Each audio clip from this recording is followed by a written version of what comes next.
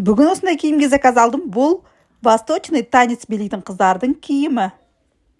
Ойлап отырсам, дәл осыған ұқсайтын бір киімді 20 жылдай уақыт бұрын тіккен екенмін. Енді мына киімді тігіп бастағалы бері сол 20 жыл бұрынғы оқиғалар ойыма түсіп өте күлкім келіп отыр. Оны сіздерге де айтып берейін, қызық болсын. 2005 жылы ауылдан ең бірінші рет Алматыға келген кезімде, бірінші Алматы жақтағы Людмила деген салон бытаның ішіндегі ательені 3 адам арендаға алып жұмыс жасадық. Қасында 2 әріптесім бар, екеуі де алматылықтар және жасы менен үлкен кісілер болатын. Үшеуміз кезектесіп заказ қабылдайтынбыз. Бір күні менің кезегім болған күні есіктен бір 2 әйел кіріп келді. Бізге юбка кофта тіктіру керек еді деді. Тігіп берейін дедім. 15 қызға керек деді. Ішімнен ойлап қоям, 15 юбка, 15 кофта тігетін болсам, бірден арендам шығарып алатын болдым ғой деп мәз болып тұрмын ғой. Өздеріңіз білесіздер, ол заманда интернет пен телефон болған жоқ. Яғни келген клиент бізге қалаған киімнің фотосын көрсете алмайтын. Киімнің фасонын блокнотқа сызып алатынбыз. Содан мәз болып блокнотымды алып жүгіріп бардым. Фасоны қандай болады айтыңыздар дедім. Олар айтты маған, обычная, прямая юбка болады деді. Ұзындығы қандай, ниже коленба, выше коленба десем, мини юбкалар болады деді де пакетінен бір қара және қызыл лакированный маталарды шығарды дағы. Осы маталардан мини юбка тігесіз, ұзындығы 20 см, санында 10 см жырығы бар, белі болмайды, белсіз, жай ғана бір жағында киіп шешуге ыңғайлы замогы бар болса болды деді. Мен шокпын. Ауылдан жаңадан келдім ғой, ойлаңыздар. Ойбай деп қоям. Ол қандай юбка, оны кім киеді, мынандай юбканы кім киеді, оны қайда киеді, қандай қыз киеді деп ауылбайский сұрақтарымды қойып шок болып жатырмын ғой. 20 см деген бір қарыс қана юбка ғой, оның санында 10 см жырығы бар, ол қандай деп қоям ғой. Размерлері қандай болу керек десем айтады. Размер, любой размер жасай бер, біреуіне дұрыс келмесе, екінші қыз кие береді ғой дейді. Жарайды, енді кофточкаңыз қандай болады дедім ғой. Содан кейін пакетінен тура осындай іш киімнің 15 штугын шығарып столдың үстіне қояды ғой. Осының сыртын мына жылтыр маталармен қаптап шығасыз дейді. Әр түрлі түстегі жылтыр маталарды алып апты. Содан кейін мына иықтарындағы бретелькаларын қиып алып тастайсыз, екі шетіндегісін қиып алып тастайсыз, оның орнына мынандай жып-жылтыр жіптерді тағып бересіз. Болды, соныменен топик дайын дейді. Мен одан ары шок болдым. Бұндай киімді кім киеді, сонда қандай қыздар киеді? Мынау топикқа жатпайды ғой, бұл іш киім ғой деп жүрмін ғой.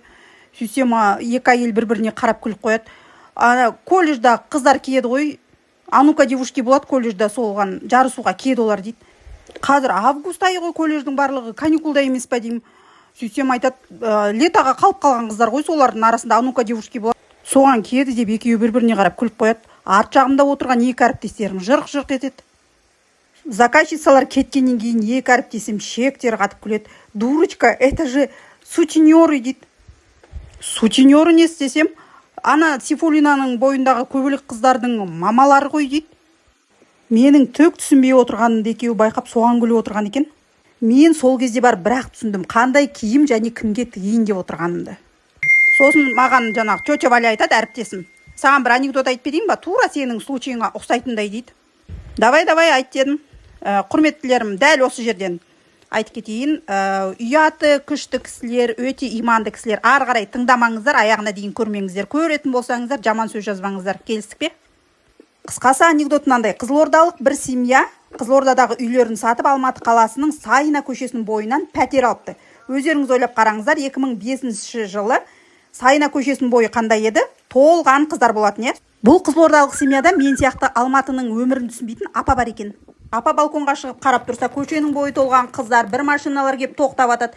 Ол тоқтаған машинаға қыздар таласып, жарысып жүгіреді. Апа дым түсінбейді, баласын шақырып алады, айтады. Ана тоқтаған машиналарға не үшін қыздар таласып жүгіреді дейді. Баласы апаға шындықты айтуға ұялып, айтады, ана тоқтаған машинадағы адамдар тегін кәмпит таратады, қыздар сол кәмпитке таласып жүгіреді деп айта салады. Ертесіне үйдегілердің бәрі жұмысқа кетіп қалады. Апаның жалғыз өзі үйде отырып іші пысады.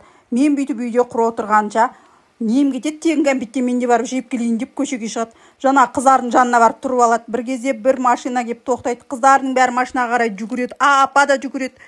Содан жаңағы машинаның ішінде отырған еркектер апаны көріп, ой, апа, сізге не жоқ, ұялмайсыз ба деп ұрсады ғой. Сонда апа жаңағы еркектерге қатты ренжіп кетіп ұрысқан ғой. О, не істей соншама, а? Сізге не жоқ деп, а? Тісім жоқ болса да соруға шамам жетеді деген ғой. Негізінде апаның бұл жерде ешқандай кінәсі жоқ. Кәмпит деген әлі емес бұл жерде. Просто апа мен сияқты қаланың өмірінен ешқандай хабар болмаған ғой. Не дейміз енді, апаларымыз аман болсын. осы видеоның комментарийіне қызылордалық достарыңызды белгілеп кетіңіздер.